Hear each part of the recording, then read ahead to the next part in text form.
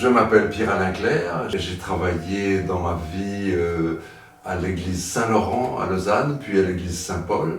J'ai enseigné l'orgue, la basse continue, la rhétorique musicale au Conservatoire de Lausanne et surtout au département de musique ancienne du Conservatoire de Genève et puis au Conservatoire au CNSM de Lyon. Je suis comédien, j'ai beaucoup travaillé le sujet de la déclamation classique du français. Je me méfie un peu de la culture YouTube avec le nombrilisme que ça implique. Mais bien sûr, quand c'est Zitze de Vries qui fait un cours d'improvisation, eh bien YouTube est une bénédiction absolue. Et à un jeune collègue surtout, je conseillerais de pratiquer l'improvisation et de travailler avec ses oreilles et non pas avec ses yeux. Tout ce que j'ai fait dans ma vie, c'est le résultat des cadeaux de Noël et d'anniversaire que ma mère m'a fait depuis l'âge de 5 ans. En littérature, en musique, en théâtre, les fables de La Fontaine. Je crois que mon premier grand souvenir, ça a été l'église Sainte-Claire à Vevey où je suis entré un jour et quelqu'un devait jouer, ça devait être la prière à Notre-Dame de Léon Bollmann sur les voies célestes. C'était inouï. Une conférence de Luigi Ferdinando Tagliavini, c'était chez Marie Dufour. Alors, il se positionne devant l'orgue de Marie Dufour, il ferme les yeux 3 ou 4 secondes et il se lance dans un discours, dans un français absolument sublime, un discours d'une perfection telle qu'on aurait pu l'imprimer sur le champ. C'était magnifique. Mes plus grands souvenirs, ils sont récurrents, ce sont les présentations de Michel Bignan. Ça, c'est absolument extraordinaire. Il a une manière de synthétiser les choses et d'en tirer toujours des conclusions extrêmement convaincantes. C'est pour moi un enseignement merveilleux. C'est du niveau des cours de Michael Radulescu que j'ai beaucoup suivi à Porrentruy. Un autre souvenir tout aussi beau, c'était Bernard Reichel, qui était à l'AOR genevoise, si je me souviens bien.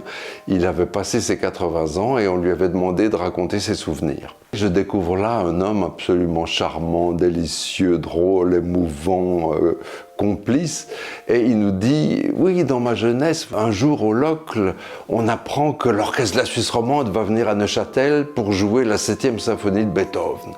Alors vous pensez bien, on est tous descendus, la 7e, mais on la connaissait par cœur, mais on ne l'avait jamais entendue. Ça, c'est extraordinaire. Et c'est très impressionnant de penser à ça aujourd'hui, où je me demande combien de jeunes organistes connaissent la 7e de Beethoven par cœur. S'il faut choisir, je pense à l'orgue de Vouvry, l'orgue Ringakor de Leuk, peut-être, de Loesch, l'orgue de Baume, magnifique, le petit orgue romantique intouché. Et puis aussi, il y a beaucoup de très beaux instruments de Jean-Marie Tricoteau, construits par la manufacture Felsberg. Mais j'ai eu aussi des heures d'extase à Saint-Cernin de Toulouse ou au Temple Neuf de Strasbourg avec de grands orgues romantiques, c'est merveilleux.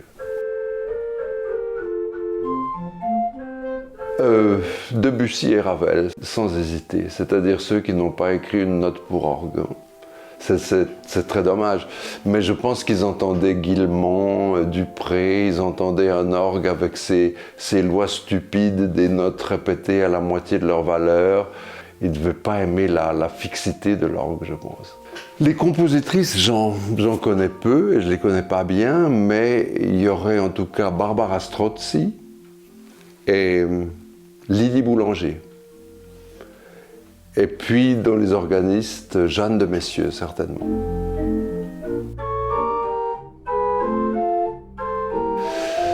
Le combinateur est un atout extraordinaire, mais dangereux, parce qu'il nous incite à mettre l'action sur le timbre au détriment, sans doute, du discours. Funérailles, je pense. L'auditoire est très réceptif et on peut avoir une action vraiment bienfaisante. Tribune. tribune. La console mobile est très utile pour préparer des équilibres et pour le spectacle, mais pour le jeu, la tribune. La réverbération arrondit les angles, mais point trop n'en faut.